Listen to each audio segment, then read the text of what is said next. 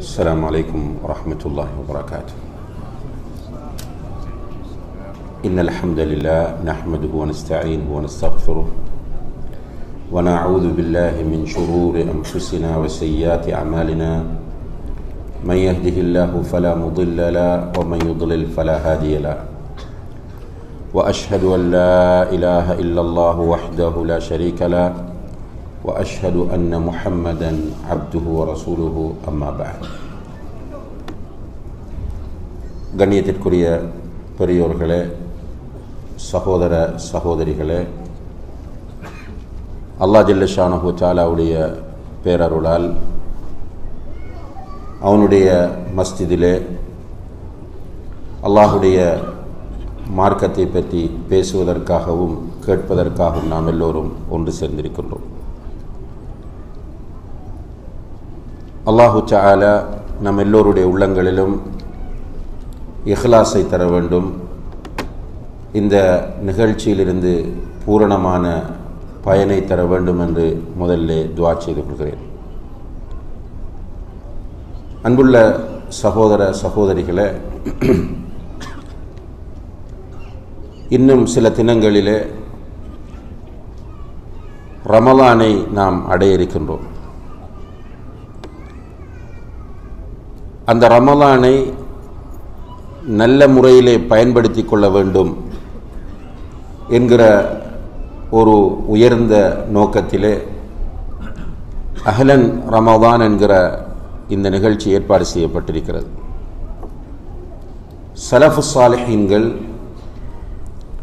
ரமலான் வருவதற்கு முன்னிருந்தே அல்லாஹ்விடம் ரமலானை அடைந்து கொள்ளக்கூடிய பாக்கியத்தை தருமாறு துஆ செய்து கொண்டிருப்பார்கள். மிக ஆவலோடும் ஆசைகளோடும் ரமலானை அவர்கள் எதிர்பார்த்து கொண்டிருப்பார்கள். ரமலான் வந்துவிட்டால் மிகப்பெரிய மகிழ்ச்சியும் சந்தோஷமும் அவர்களிடம் காணப்படும்.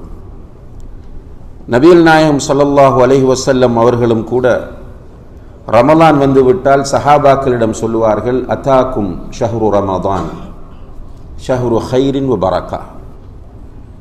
உங்களுக்கு ரமலான் வந்துவிட்டது, ஹைரும் நன்மைகளும் பரக்கத்தும் அபிவிருத்தியும் நிறைந்த மாதம் வந்துவிட்டது என்று மகிழ்ச்சியோடு சஹாபாக்களிடத்திலே சொல்லுவார்கள். அன்புள்ள சகோதர சகோதரிகளே, ஈமானோடு தக்குவாவோடு இருந்த அந்த மக்கள் ரமலானை அடைந்து கொள்வதில் அவ்வளவு ஆர்வம் காட்டியிருக்கிறார்கள் என்பதை நாம் அவர்களுடைய வரலாற்றை படிக்கிற போது தெரிந்து கொள்ள முடிகிறது.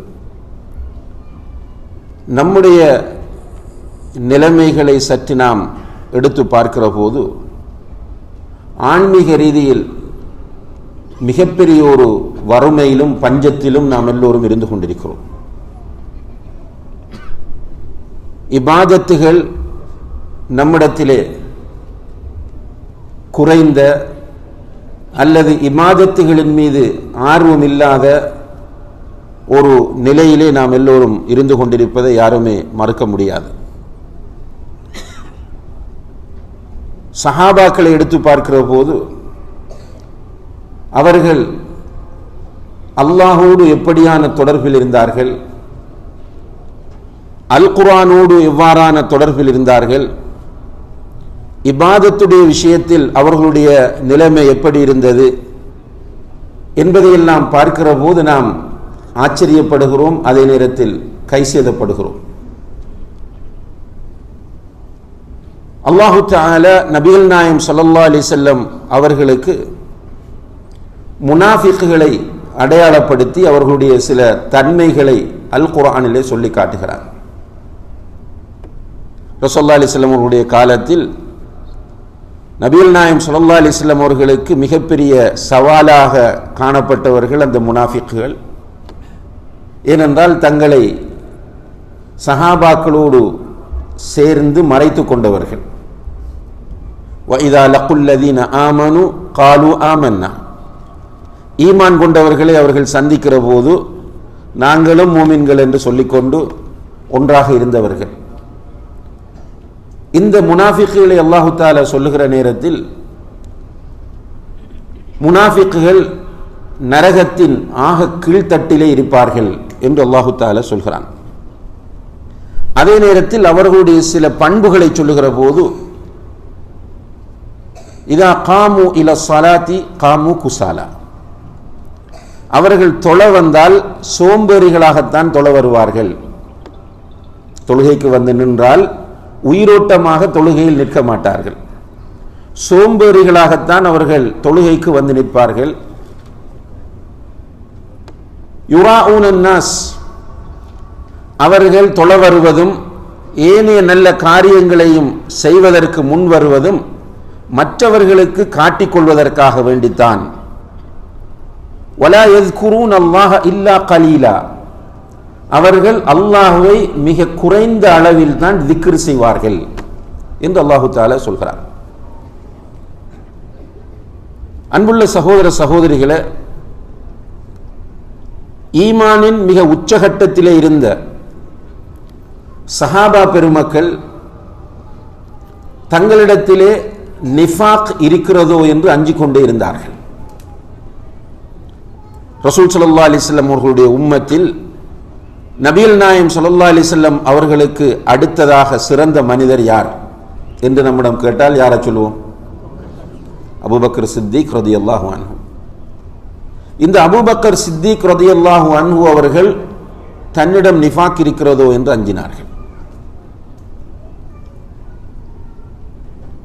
அவர்களுக்கு அடுத்ததாக சிறந்தவர் யாரு? உமர் இப்னுல் கத்தாப் ரலியல்லாஹு அன்ஹு. அவர்கள்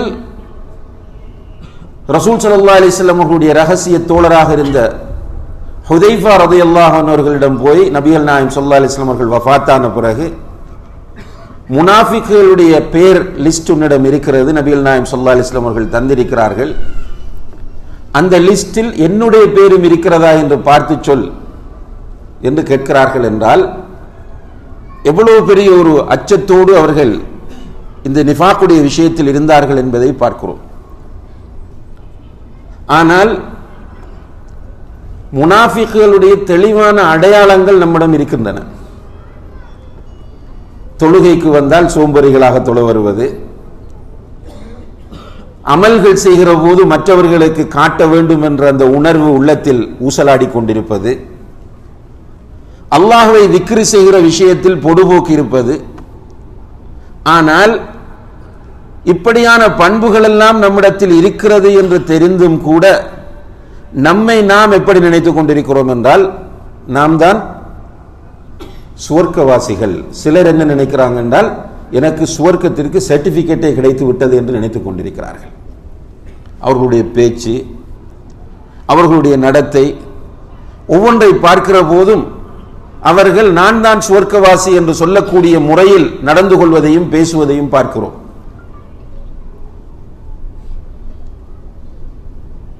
உண்மையில் இந்த நிலைமை நமக்கு எதை உணர்த்துகிறது என்றால் நம்முடைய உள்ளங்களிலே கரைகள் நிறைந்து விட்டன என்பதைத்தான் உணர்த்துகின்றன. அல்லாஹு தஆலா ஒரு மனிதனுடைய வெற்றியின் அடிப்படையாக உள்ளம் பரிசுத்தமாக இருக்க வேண்டும் என்பதை கூறுகிறான்.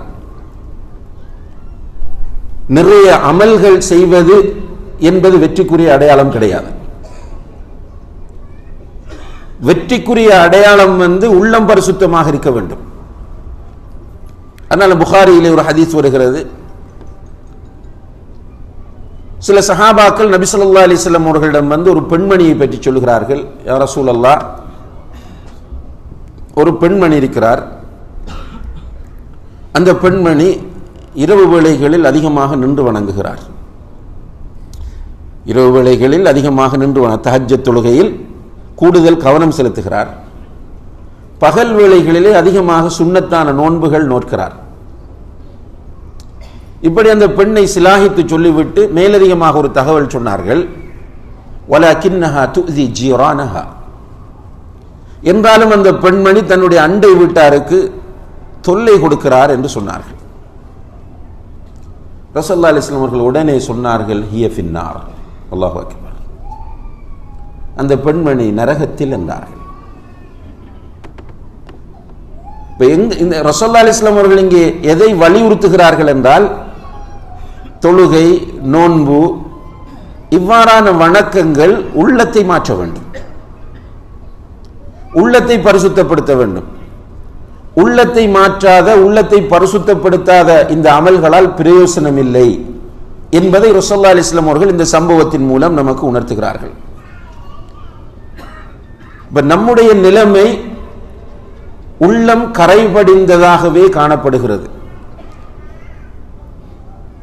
அல்லாஹு தஆலா சூரத்துல் அன்ஃபால் 2வது வசனத்தில் சொல்லும்போது, இன்னமல் முஃமினூன அல்லதீன இதா ذுக்கிரல்லாஹு வஜிலத் குலூபுஹும் வ இதா துலியத் அலைஹிம் ஆயாத்துஹு ஸாதத்துஹும் ஈமானா என்று சொல்கிறான்.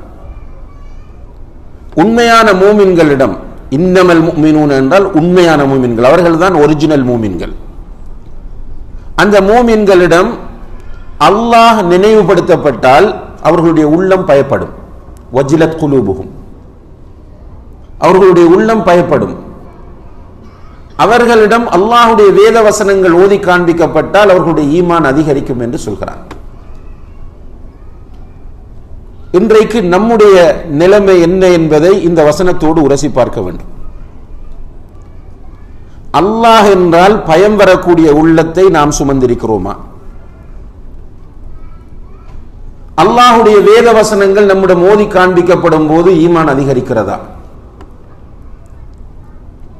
அல்லாஹ் என்கிற போது பயம் வந்து வேத வசனங்கள் ஓதி காண்பிக்கப்படுகிற போது ஈமான் அதிகரிக்கிற அந்த உணர்வை பெற்றால் அல்ஹம்துலில்லாஹ். ஆனால் உள்ளத்தில் எந்த மாற்றமும் இல்லை. அல்லாஹ் என்று சொன்னால் சிம்பிளாக எடுத்துக்கொண்டு போகிறோம். இன்றைக்கு சமுதாயத்தில் நீங்கள் பார்க்கலாம், அல்லாஹ்வின் மீது பொய் சத்தியம் செய்வது என்பது சாதாரணமான ஒரு விஷயம். கேட்டா என்ன சொல்றாங்க தெரியுமா? கஃபாரா கொடுக்கலாம். அல்லாஹ்வின் மீது பொய்யாக சத்தியம் செய்துவிட்டு நீங்கள் இவ்வாறு அல்லாஹ்வின் மீது சத்தியம் செய்தீர்களே என்று கேட்டால், அது பொய்யாத்தான் சத்தியம் செய்தேன், அதுக்கு கஃபாரா கொடுத்தா முடிஞ்சிடு. சில நேரங்களில் சில ஊர்களில் சில ஜமாத்துகள் என்ன செய்வார்கள் என்றால், ஏதாவது ஒரு பிரச்சனை வரும்போது நீங்கள் சத்தியம் செய்வீர்களா என்று கேட்டுட்டு மஸ்ஜிதிற்கு அழைத்து வந்து மிம்பருக்கு பக்கத்தில் வைத்து சத்தியம் செய்ய சொல்வார்கள். ஆனால் அந்த மக்கள் ஒரு பயமும் இல்லாமல் மிம்பருக்கு பக்கத்தில் வைத்து அல்லாஹ்வின் மீது சத்தியம் செய்வதை பார்க்கிறோம், பொய்யாக. அல்லாஹ் என்ன சொல்லுகிறான் என்றால், அல்லாஹ் என்று சொல்லப்பட்டாலே அவர்களுடைய உள்ளத்தில் பயம் வரும். ஈசா அலைஹிஸ்ஸலாம் அவர்களுடைய காலத்திலே ஒரு மனிதன் திருடுவதை பார்க்கிறார்கள். பார்த்தவர்கள் அவனை கையும் மெய்யுமாக பிடித்து அவனிடத்தில் போய் கேட்டார்கள், நீ இப்போது திருடினாய் அல்லவா என்று. நேரடியாக கண்களால் பார்க்கிறார்கள். போய் நீ திருடினாய் அல்லவா என்று கேட்கும் போது அவன் உடனே சொன்னான், ஃபவல்லாஹில்லதி லா இலாஹ இல்லாஹு மா ஸரக்து,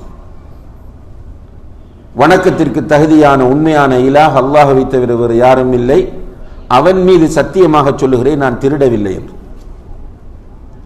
நம்ம என்ன பண்ணுவோம் சகோதரர்களே? நம்ம கண்ணால நேரடியாக பார்த்திருக்கிறோம், அவன் இப்படி செய்கிறான், நம்ம கோபம் வருமா இல்லையா? அவனோடு சண்டை போடுவோமா இல்லையா? ஈசா அலைஹிஸ்ஸலாம் அவர்கள் என்ன செய்தார்கள் தெரியுமா? அவன் அங்கே அல்லாஹ் மீது சத்தியம் செய்ததனால் சொன்னார்கள், நீ அல்லாஹின் மீது சத்தியம் செய்கிறாய், ஆமன்து பி ரப்பி, நீ சத்தியம் செய்த என்னுடைய அல்லாஹ்வை நான் ஈமான் கொண்டிருக்கிறேன், வ கதபத் ஐனாய, என்னுடைய 2 கண்களும் பொய் சொல்லிவிட்டன என்று அவனை விட்டுட்டு போயிட்டான். இதுதான் உள்ளம் பரிசுத்தமாக இருக்கிறவருடைய நிலை. குர்ஆன் வசனம் ஓதப்பட்டால் ஓதுகிற போது நபிகள் நாயகம் ஸல்லல்லாஹு அலைஹி வஸல்லம் அவர்கள் அழுவார்கள், ஓதுவதை கேட்கிற போது அழுவார்கள்.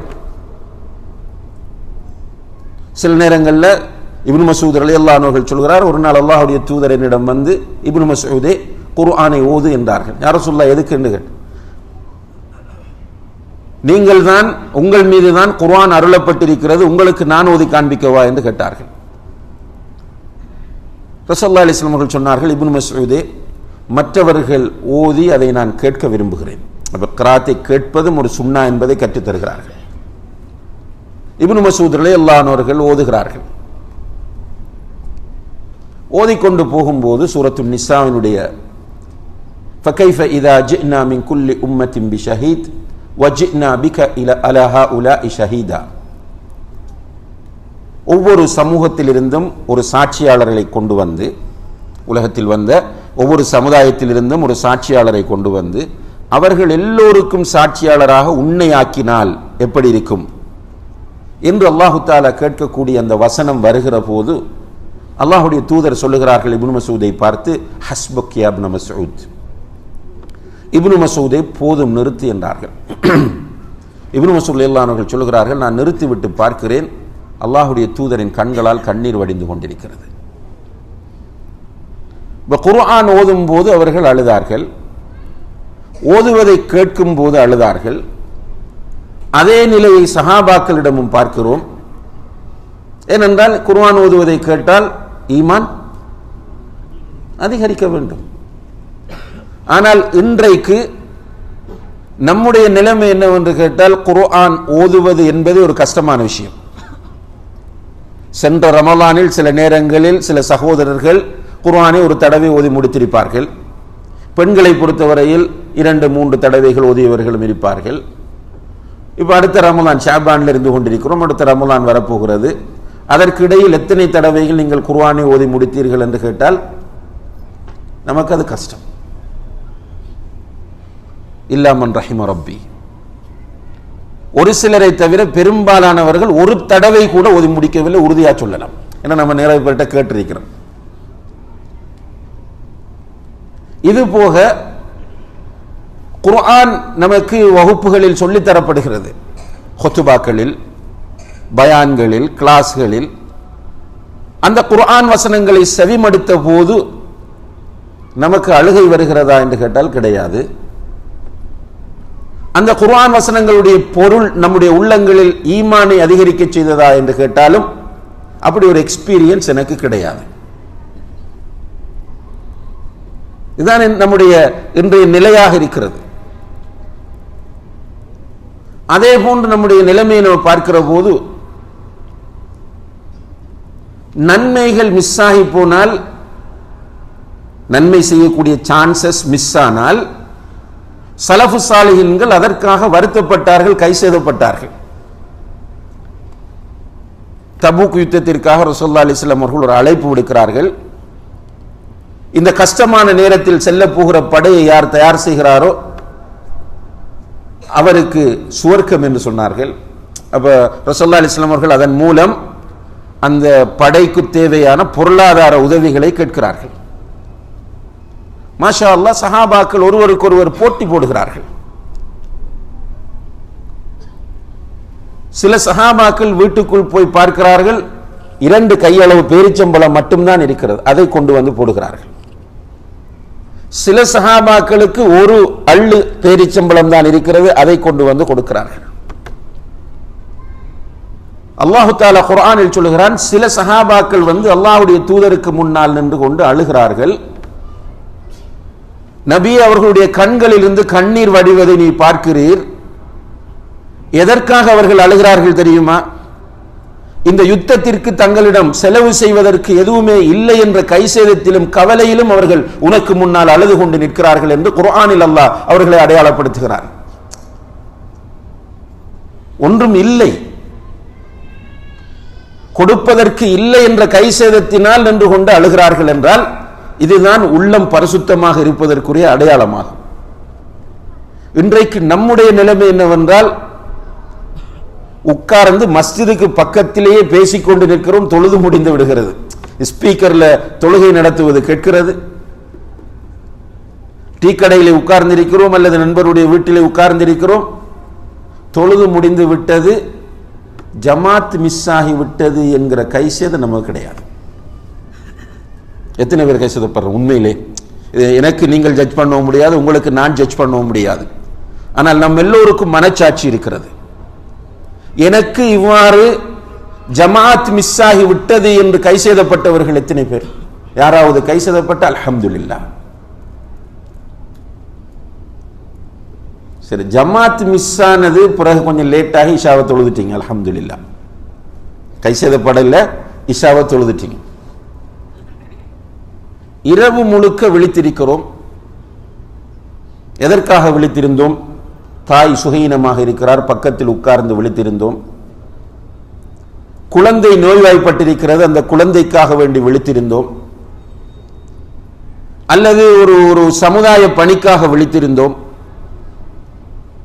இப்படி விழித்திருந்தோமா என்று கேட்டால் இல்லை. டிவிக்கு முன்னால் உட்கார்ந்திருந்தோம், கேரமுக்கு முன்னால் உட்கார்ந்திருந்தோம், நண்பர்களுக்கு முன்னால் உட்கார்ந்திருந்தோம். எல்லோரும் போன பிறகு போன் எடுத்து அதை ஆன் பண்ணி அதற்கு முன்னால் விழித்துக் கொண்டிருந்தோம். டைம் போனதே தெரியவில்லை. பார்க்கிறோம் 12:30, 1 மணி. மிக வேதனையோடு போனை வைக்கிறோம். அல்லது நம்மை அறியாமல் தூக்கம் போகிறது. உதுவும் கிடையாது, திக்ரும் கிடையாது, துஆவும் கிடையாது, அப்படியே தூங்குகிறோம். 4 மணிக்கு முஅத்தின் அஸ்ஸலாத்து கைரும் மினன் நௌம், அஸ்ஸலாத்து கைரும் மினன் நௌம் என்று அழைக்கிறார். காதுக்கு விழவில்லை. விழித்து பார்க்கிறோம், சூரியன் உதித்து விட்டது. குளித்து காலை உணவை உண்டு வேலைக்கு போகிறோம். அன்று ஃபஜ்ர் தொழவில்லை என்று நம்மில் எத்தனை பேர் கை செய்தப்பட்டோம்? ஃபஜ்ர் தொழுகை தவறிவிட்டது என்பதற்காக அன்று அழுதவர்கள் உண்மையில் நம் எல்லோருக்கும் அந்த அனுபவம் இருக்கிறது. ஃபஜ்ர் தொழுகை இப்படி நிறைய பேருக்கு மிஸ் ஆகி இருக்கிறது. அதற்காக வேண்டி அன்றெல்லாம் அழுதவர்கள் சூரியன் உதித்த பிறகு ஃபஜ்ர் தொழுகையை நிறைவேற்றிவிட்டு, யா அல்லாஹ், என்னுடைய பொடுபோக்கினால், என்னுடைய பலவீனத்தினால் இன்று ஃபஜ்ர் தொழுகையை நான் தவற விட்டு விட்டேன், யா அல்லாஹ் என்னை மன்னித்து விடு என்று அன்று துஆ செய்து, அன்று முழுக்க அஸ்தக்ஃபிருல்லாஹல் அஸீம் அல்லதி லா இலாஹ இல்லா ஹுவல் ஹய்யுல் கய்யூம் வ அத்தூபு இலைஹ் அல்லது அஸ்தக்ஃபிருல்லாஹ வ அத்தூபு இலைஹ் என்று சொல்லி லுஹர் தொழுகையை நேர காலத்தோடு பள்ளிக்கு சென்று முன்னால் தொழ வேண்டிய 4 ரக்அத் சுன்னத்துகளையும் தொழுதுவிட்டு அல்லாஹ்விடத்திலே, யா அல்லாஹ், இன்று ஃபஜ்ர் தொழுகையை நான் வீணாக்கி விட்டேன் யா அல்லாஹ் என்று நம்மில் எத்தனை பேர் அழுதிருப்போம்? அழுதவர்கள் அல்ஹம்துலில்லாஹ் சொல்லுங்கள். ஆனால் நம்மில் பெரும்பாலானுடைய நிலை என்னென்றால், அது ஒருவனுடைய மூக்கில் ஈ வந்து உட்கார்ந்ததை போன்றுதான் நம்ம எடுத்துக்கொண்டிருக்கிறோம். இது போன்று ஃபர்லான வணக்கங்கள் மிஸ் ஆகின்றன, சுன்னத்தான வணக்கங்கள் மிஸ் ஆகி போகின்றன, அல் குர்ஆனை கற்றுக்கொள்ளக்கூடிய வாய்ப்பு மிஸ் ஆகி போகிறது. ஒரு ஃபீலிங் கிடையாது. ஆனால் அதற்கு மாற்றமாக ஒரு மேட்ச் மிஸ் ஆகிவிட்டால், ஒரு ஃப்ரெண்ட்ஸினுடைய தொடர்பு மிஸ் ஆகிவிட்டால், அல்லது ஒரு அப்பாயின்மெண்ட் மிஸ் ஆகிவிட்டால் எவ்வளவு கைசதப்படுறோம். இவைகளெல்லாம் நம்முடைய உள்ளத்தின் நிலைமையை நமக்கு எடுத்துச் சொல்லக்கூடிய ஆதாரங்களாக இருக்கின்றன. சஹாபா பெருமக்கள் மேக்சிமம் பாவங்களுக்கு பயந்தார்கள். ஆனால் அவர்கள் மனிதர்கள், மலக்குகள் அல்ல. சில நேரங்களில் அவர்களை அறியாமல் பாவங்கள் அவர்களிடத்திலே நடந்துவிட்டால் அதற்காக வேண்டி மிக கடுமையாக கைசெதப்பட்டார்கள். இப்னு மஸ்ஊத் ரலியல்லாஹு அன்ஹு அவர்கள் சொல்லுகிறார்கள், அந்த மக்களுடைய ஃபீலிங்ஸ் எப்படி இருந்தது என்றால், ஒரு பாவம் செய்து விட்டால் ஒரு உயரமான இடத்திலே ஒரு பெரிய கல் இருக்கிறது, அந்த கல் கீழே விழுந்து விடும் என்கிற நிலையில் இருக்கிறது. அந்த இடத்தில் ஒரு மனிதன் நிறுத்தப்பட்டால் அந்த மனிதனுடைய உணர்வு எப்படி இருக்குமோ அப்படித்தான் நாங்கள் பாவம் செய்வதை பார்த்தோம். பாவம் செஞ்சிட்டால் அவர்களுடைய மனதில் அப்படி ஒரு சுமை, அப்படி ஒரு பயங்கரம், அப்படி ஒரு பாரம் இருந்தது. அதற்கு இந்த உலகத்தில் தண்டனை என்று சொன்னால் உடனடியாக அல்லாஹ்வுடைய தூதரிடம் வந்து அதற்கான தண்டனையை தர வேண்டும் என்று கெஞ்சினார்கள், மன்றாடினார்கள். ரசூல் ஸல்லல்லாஹு அலைஹி வஸல்லம் அவர்களை சுற்றி சுற்றி வந்தார்கள். அதோடு நிறுத்தவில்லை, அவர்கள் அல்லாஹ்விடத்திலே அழுதார்கள், மன்றாடினார்கள். ஆனால் இன்றைக்கு வட்டியோடு தொடர்பாக இருக்கிறோம், நான் வட்டியோடு தொடர்பாக இருக்கிறேன் என்பதற்காக வேண்டி எத்தனை பேர் அழுதிருக்கிறோம்? விபச்சாரம் செய்யக்கூடியவர்கள் எத்தனை பேர் நான் விபச்சாரம் செய்து விட்டேன் என்பதற்காக வேண்டி அழுது அல்லாஹ்விடத்திலே தௌபா செய்கிறோம். பெற்றோரை பார்த்து உஃப் என்று சொல்வது பெரும்பாவமாகும். பெற்றோரை பார்த்து உஃப் உஃப் என்றால் என்ன? இப்படி சொல்றது அரபிகள் உங்களுக்கு தெரியும். அது நம்ம மேலதிகமாக பேசினா உஃப் பண்ணுவான். மீனிங் வந்து வாயை மூடுங்கன்ற. அப்ப நம்ம தமிழ்ல மொழிபெயர்க்கும் போது சி என்று மொழிபெயர்க்கிறோம். இப்படி பெற்றோர் வயோதிபத்தை அடைகிற போது உளறுவார்கள். அது அல்லாஹ்வுடைய சுன்னத். மனிதன் பிறந்து ஒரு நல்ல கட்டத்தை அடைந்து அதற்கு பிறகு திரும்ப அவனுடைய கிராஃப் வந்து கீழே தான் வரும். ஒரு 60 தாண்டுகிற போது அவன் அந்த சின்ன பிள்ளை லெவலுக்கு வந்து விடுவான். அந்த நேரத்தில் பெற்றோர் ஏதாவது ஒன்றை பேசுவார். அவர்களுடைய பிரெயின், அவர்களுடைய மூளை, மைண்ட் எப்படி இருக்கிறதோ அதற்கேற்ப அவர்கள் பேசுவார்கள். அந்த நேரத்தில் நீ எரிச்சல் படக்கூடாது, சங்கடப்படக்கூடாது என்று சொல்கிறது இஸ்லாம். ஆனால் பெற்றோரை திட்டுகிறவர்கள் எத்தனை பேர் இருக்கிறார்கள் இன்றைக்கு? சில இடங்களில் பெற்றோரை அடிக்கிற பிள்ளைகளும் இருக்கிறார்கள். நஅூது பில்லாஹ். சில இடங்களிலே பெற்றோர் கஷ்டப்பட்டு கொண்டிருப்பார்கள். அவர்களுக்கு உரிய நேரத்தில் சாப்பிடுவதற்கு வசதி இல்லாமல் இருக்கும். மருந்து மாத்திரைகள் வாங்குவதற்கு வசதி இல்லாமல் இருக்கும். ஆனால் மகன் தனது மனைவி பிள்ளைகளோடு ஹைஃபையாக இருப்பான். விதவிதமாக ஒவ்வொரு நாளைக்கு ஒவ்வொரு ரெஸ்டாரண்டை தேடி அதிலே போய் சாப்பிட்டு கொண்டிருப்பான். பெற்றோரை நான் கொடுமைப்படுத்தி விட்டேனே, பெற்றோரை நான் நோவினை செய்து விட்டேனே என்று எத்தனை பேர் ஃபீல் பண்றாங்க என்று கேட்டால் கிடையாது. அண்டை வீட்டாருக்கு தொல்லை கொடுப்பது, அளவை நிறுவையில் மோசடி செய்வது, பொய் சொல்லுவது, புறம் பேசுவது, அவதூறுகளை அள்ளி வீசுவது, அடுத்தவர்களுடைய மானங்களில் கை வைப்பது, இவைகளை எல்லாம் சர்வ சாதாரணமாக செய்து கொண்டிருக்கிறோம். ஒரு கவலை கிடையாது. அதிலும் இந்த சோசியல் மீடியாக்களுடைய வளர்ச்சி, இன்றைக்கு சும்மா உட்கார்ந்து பேஸ்புக்கிலே பொய்களை பரப்பிக் கொண்டிருக்கிறோம். ரசூலுல்லாஹி அலைஹி வஸல்லம் அவர்கள் சொல்கிறார்கள், கஃபா பில் மர்இ கதிபன் அன் யுஹத்திஸ பிகுல்லி மா சமிஅ. கேள்விப்படுகிற அனைத்தையும் பரப்புகிறவன் தெளிவான பொய்யன் என்று சொன்னார்கள். கேள்விப்படுகிற அனைத்தையும் உடனே ஷேர் பண்ணுகிறவன் பொய்யன் என்றார்கள். அவன் பொய்யன் என்பதற்கு அவன் ஷேர் பண்ணுகிற ஒன்றே சான்று என்று சொன்னார்கள். இன்றைக்கு வருவதை படிப்பதில்லை, வெரிஃபை பண்ணுவதில்லை. அல்லாஹ் குர்ஆனில் சொல்லுகிறான், இன் ஜாஅக்கும் ஃபாஸிகுன் பினபஇன் ஃபதபையனு.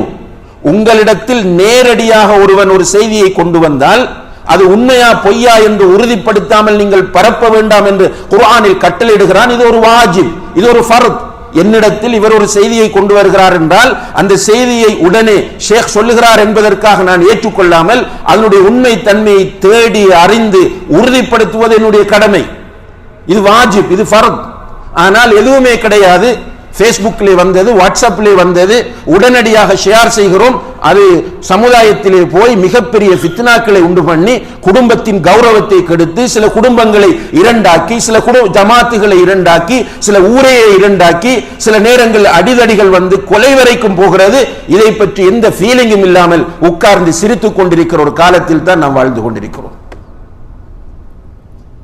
நம்முடைய மனநிலைகள் எல்லாம் அந்த நிலையிலே இருந்து கொண்டிருக்கின்றன. அல்லாஹ் பாதுகாக்க வேண்டும்.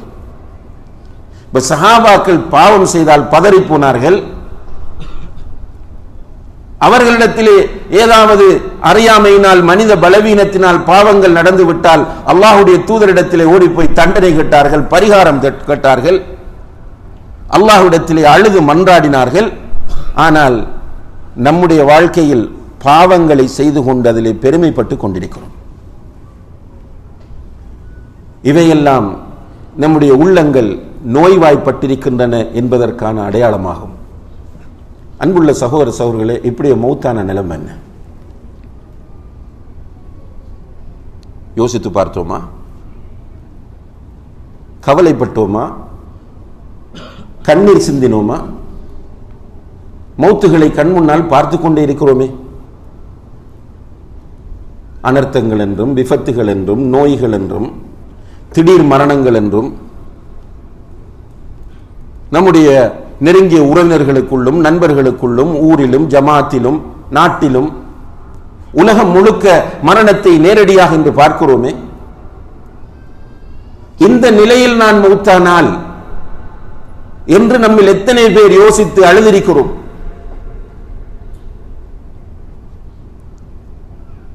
இப்படியான ஒரு நிலையில் நாம் இருந்து கொண்டிருக்கிற போதுதான்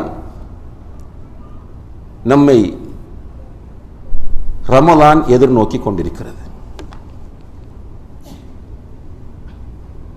இப்படியே இருந்து மௌத்தானம் என்றால் நம்முடைய நிலைமை கைசேதமாகும். நோன்பு நோக்கிறார், இரவு தொழுகையில் ஈடுபடுகிறார், ஆனால் அண்டை வீட்டாருக்கு தொல்லை கொடுக்கிறார். ரிசல்ட் என்ன? நரகம் போகிறார். அல்லாஹு தஆலா சூரத்து ஷம்ஸிலே சொல்லுகிறான், வஷ்ஷம்ஸி வதுஹாஹா வல்கமரி இதா தலாஹா வன்னஹாரி இதா ஜல்லாஹா வல்லைலி இதா யக்ஷாஹா வஸ்ஸமாஇ வமா பனாஹா வல்அர்தி வமா தஹாஹா வனஃப்ஸின் வமா ஸவ்வாஹா. எத்தனை சத்தியம்? எத்தனை? 11. தொடர்ச்சியாக அல்லாஹ் சத்தியம் செய்கிறான். வஷ்ஷம்ஸி வதுஹாஹா, சூரியன் மீது சத்தியம் செய்கிறேன், அதன் பிரகாசத்தின் மீது, ஒளியின் மீது சத்தியம் செய்கிறேன், சந்திரனின் மீது சத்தியமாக சொல்கிறேன், பகலின் மீது சத்தியமாக சொல்கிறேன். அப்படி சொல்லிக் கொண்டு வந்து வனஃப்ஸின், இதயங்களின் மீது சத்தியம் செய்கிறேன், உள்ளங்களின் மீது சத்தியம் செய்கிறேன் என்று சொல்லிட்டு அல்லாஹு தஆலா சொல்கிறான், கத் அஃப்லஹ மன் ஸக்காஹா, தன்னுடைய இதயத்தை யார் பரிசுத்தமாக வைத்திருக்கிறாரோ நிச்சயமாக அவர் வெற்றி அடைவார். வகத் ஹாப மன் தஸ்ஸாஹா, தன்னுடைய இதயத்தை கரைபடிய வைத்திருக்கிறவர் நிச்சயமாக தோல்வி அடைவார், நஷ்டம் அடைவார்.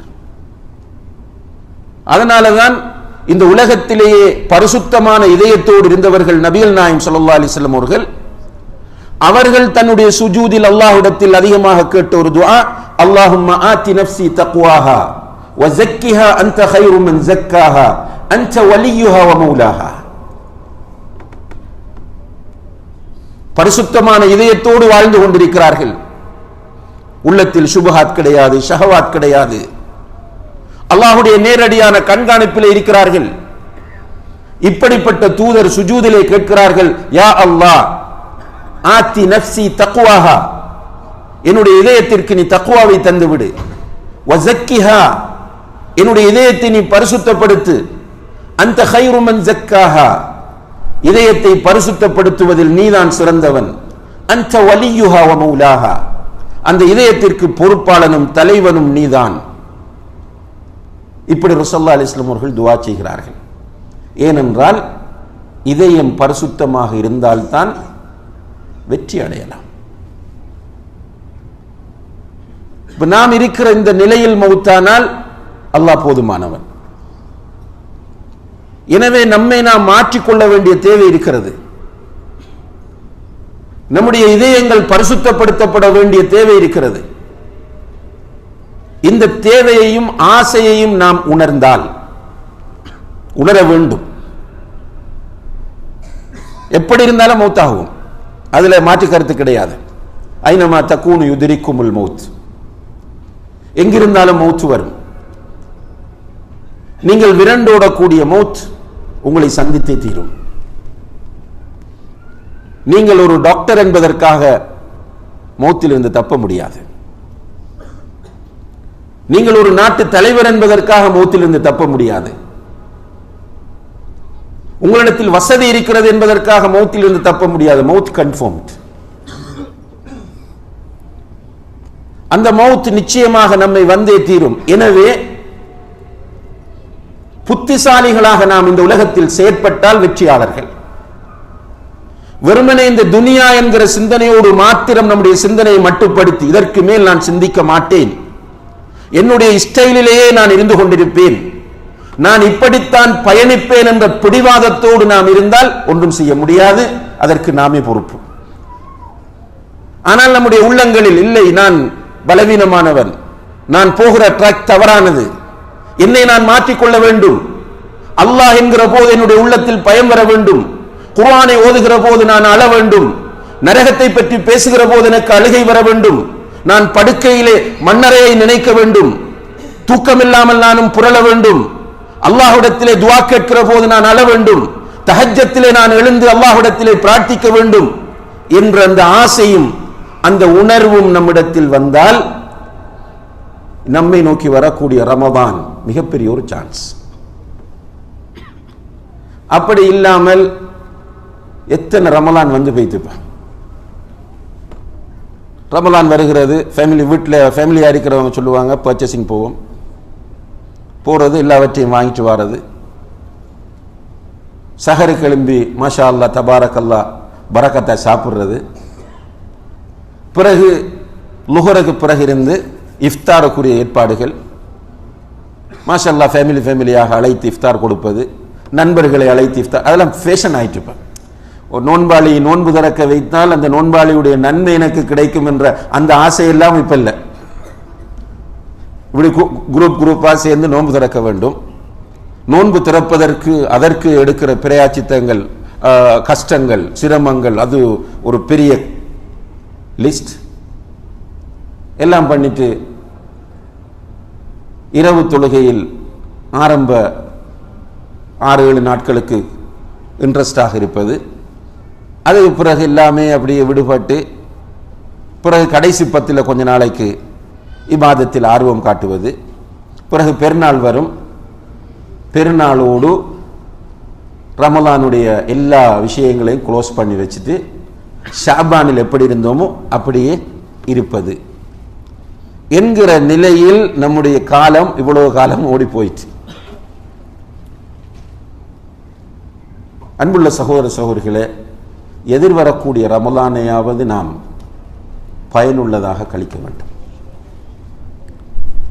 நம்மை மாற்றக்கூடிய ஒரு ரமலானாக,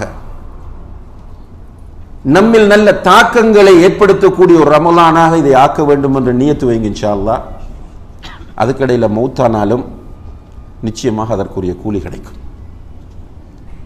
ரசூல் ஸல்லல்லாஹு அலைஹி வஸல்லம் அவர்கள் சொல்கிறார்கள், ஒருவர் ஒரு நன்மை செய்ய வேண்டும் என்று எண்ணினால், ஒருவர் ஒரு நன்மை செய்ய வேண்டும் என்று எண்ணினால், நியத்து வைத்தால், அல்லாஹு தஆலா மலக்குகளை பார்த்து சொல்லுகிறாராம், இவருக்கு ஒரு நன்மை எழுதி விடுங்கள் என்று. நியத்து வைத்தாலே போதும். ஒரு பொருள், நம்ம காரில் போகிறோம், ஒரு ரோட்டில் மக்களுக்கு டிஸ்டர்ப் பண்ணக்கூடிய ஒரு பொருள் கிடக்கிறது, நம்ம நினைக்கிறோம் இதை அப்புறப்படுத்தினால் என்று நினைத்துட்டு க்ரோஸ் பண்ணிட்டு போயிட்டோம், எடுக்கல, நினைத்ததற்கே கூலி இருக்கிறது. காலையில் குளிக்கிறோம், குளிக்கும் போது ஒது செய்கிறோம், ஒது செய்யும் போது என்ன நினைக்கிறோம் என்றால் இன்ஷா அல்லாஹ் இன்றைக்கு லுஹா தொழுவோம் என்று.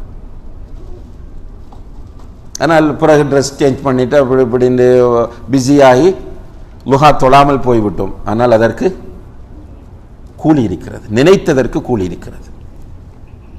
அப்ப நினைக்கும் போதே அல்லாஹ் மலக்குகளிடம் சொல்லுவான், இவர் இந்த நன்மையை செய்ய நாடுகிறார், எனவே அவருக்கு ஒரு நன்மையை நீங்கள் எழுதிவிடுங்கள். அந்த நன்மை அவர் செய்து விட்டால் அது பன்மடங்காக எழுதப்படும்.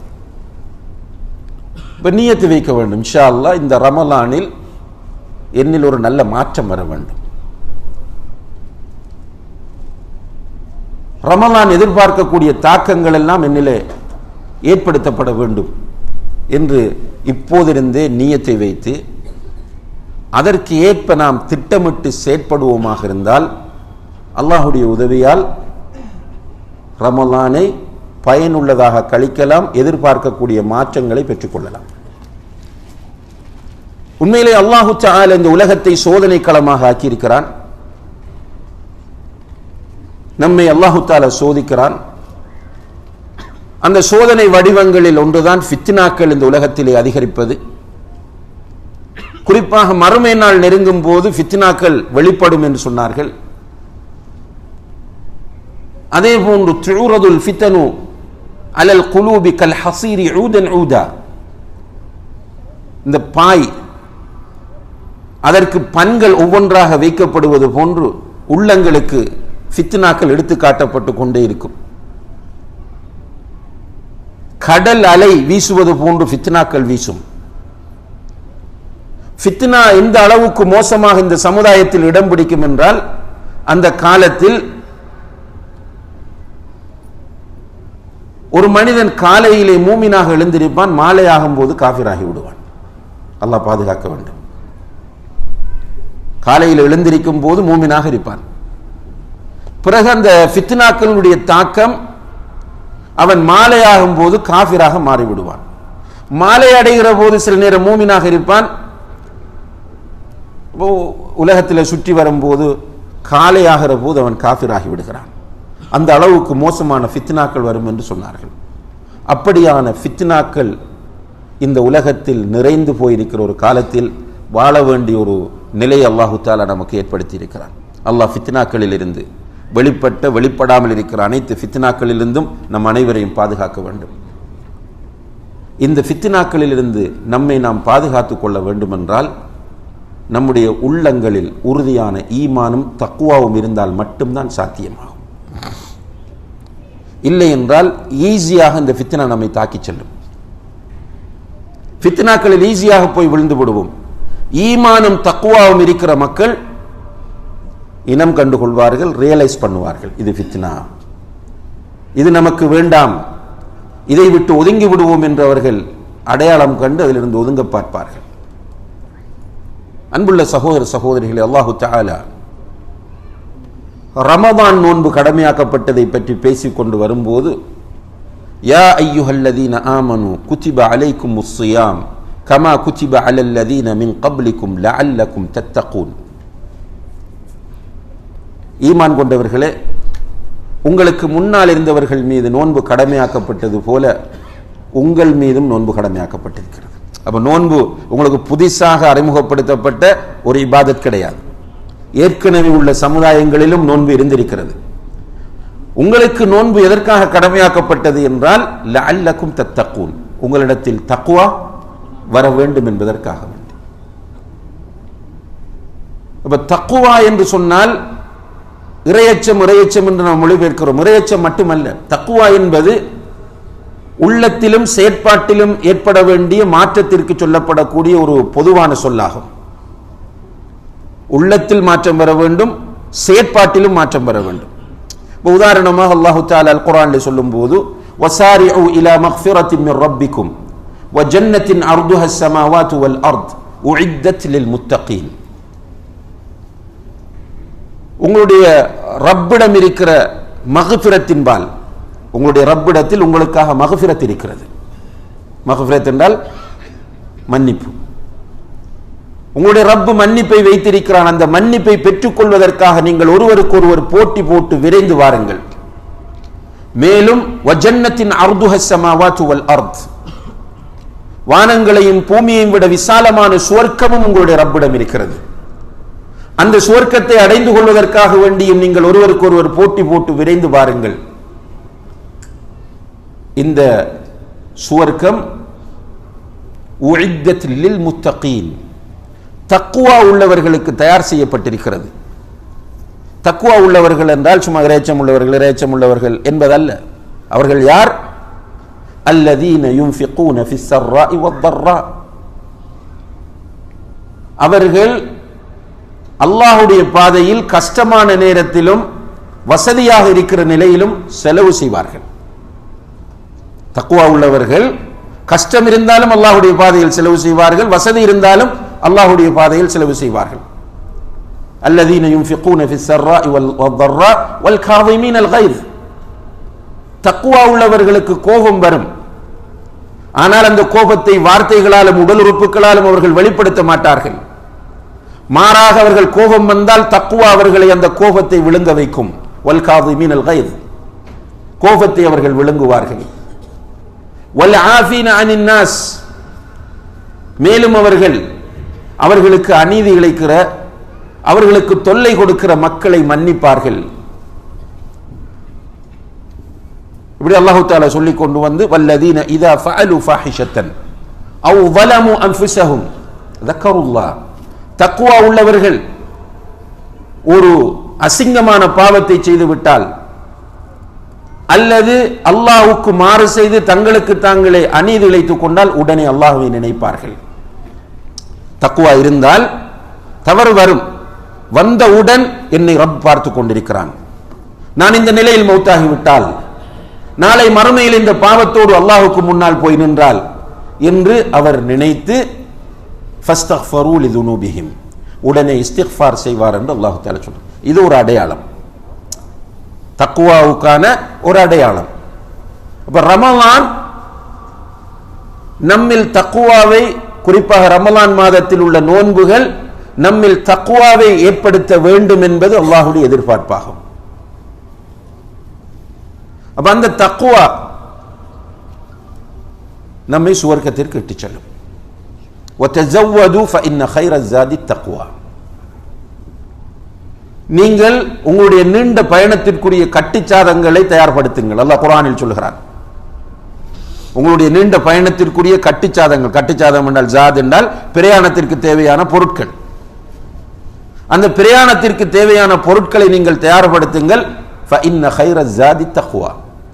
அந்த பிரயாண பொருட்களில் சிறந்த பிரயாண பொருள் எது தெரியுமா? தக்வா. அப்ப ரமலான் நம்மிடத்தில் இந்த தக்வாவை ஏற்படுத்த விரும்புகிறது. அப்ப நம்ம ஏற்கனவே பேசிய அத்தனை விஷயங்களும் இந்த தக்வாவுக்குள் வந்துவிடும். நம்மிடத்தில் காணப்படக்கூடிய அனைத்து குறைபாடுகளையும் இந்த தக்வா நிவர்த்தி செய்யும். எனவே ரமலானிலே இந்த தக்வாவை நாம் அடைந்து கொள்ள வேண்டும் என்பதற்காக நாம் இப்போதிருந்து திட்டமிட வேண்டும். குறிப்பாக ரமலானுக்கு முன்னரே நாம் தௌபாவை அதிகப்படுத்த வேண்டும். அல்லாஹ்வுடைய ஹக்கில் நாம் செய்த பாவங்களுக்காக மன்னிப்பு கேட்க வேண்டும். அடியார்களுடைய விஷயத்தில் நாம் நடந்து கொண்ட அநியாயங்களுக்காக அவர்களிடம் போய் மன்னிப்பு கேட்க வேண்டும். இதுல தக்வா உள்ள மக்களுக்கு, ஈமான் உள்ள மக்களுக்கு ஈகோ பிரச்சனை இருக்காது, பிரஸ்டீஜ் பிரச்சனை. இவர்கிட்ட போய் நான் மன்னிப்பு கேட்கிறான்னு யோசிக்க மாட்டார். ரசூல் ஸல்லல்லாஹு அலைஹி வஸல்லம் அவர்கள் மரண தருவாயில் இருக்கும் போது ஒரு நாள் மிம்பருக்கு வருகிறார்கள். அர்-ரஹீகுல் மக்தூம் என்கிற புத்தகத்தை நீங்கள் படித்தால் கடைசி பகுதியில் இந்த சம்பவத்தை பார்ப்பீர்கள். மிம்பருக்கு வந்திருந்து கொண்டு சஹாபாக்களிடத்திலே சொன்னார்கள், நீங்கள் யாருக்காவது இந்த உலகத்தில் அநீதி இழைத்திருந்தால் அவர்களிடம் போய் மன்னிப்பு கேட்டு ஹலாலாக்கி கொள்ளுங்கள். ஏனென்றால் மறுமையிலே தீனார் திர்ஹம் என்கிற பேச்சுக்கு இடம் இருக்காது, மாறாக ஹசனாத் செய்யாத் என்கிற பேச்சு தான் அங்கே இருக்கும். ஹசனாத் செய்யாத் என்றால் நன்மை தீமை என்பதுதான் இருக்கும் என்று சொல்லிவிட்டு அல்லாஹ்வுடைய தூதர் தன்னுடைய மேலாடையை தூக்கி சொல்லுகிறார்கள், ஹாதா பஹ்ரி, இதோ என்னுடைய முதுகு இருக்கிறது. ஃபமன் குந்து ஜலத்து லஹு, நான் யாருக்காவது அடித்திருந்தால் அவர் வந்து என்னிடம் பழி தீர்த்து கொள்ளட்டும் என்கிறார்கள். அல்லாஹு அக்பர். எனவே ஈமான் இருந்தால் ஈகோ வராது, அந்த ஒரு தாழ்வு மனப்பான்மை ஏற்பட மாட்டாது. அவர்களிடம் போய் மன்னிப்பு கேட்டுக்கொள்ள வேண்டும். மன்னிப்பு கேட்க முடியாத நிலை உருவானால் அவர்களுக்காக துஆ செய்யுங்கள். ஒருவர் நம்ம அநீதி இழைத்து விட்டோம், ஊருக்கு போய்விட்டார், அவரோடு தொடர்பு கொள்வதற்கான எந்த ரூட்டும் நமக்கு தெரியவில்லை என்றால் அவருக்காக துஆ செய்யுங்கள், அவருடைய பேரில் தர்மம் செய்யுங்கள். தௌபாவை அதிகப்படுத்துங்கள், இஸ்திக்ஃபாரை அதிகப்படுத்துங்கள்.